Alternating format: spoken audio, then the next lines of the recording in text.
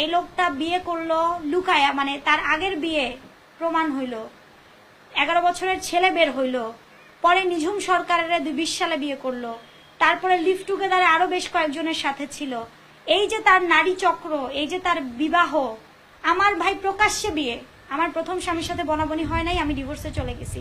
দ্বিতীয় স্বামী পৃথিবী থেকে চলে গেছে, নাইলে সেই সংসার আমার থাকতো, স্টক করে মারা গেছে। নাইলে আমার বিয়ে সব পৃথিবীর মানুষ জানে, দুনিয়া জানে, প্রকাশ্যে। আমার বাচ্চা দুটোকে নিয়ে আমি বিয়ে করছি। আমার অপরাধ ফোর্স করা শুরু করে টাকার জন্য।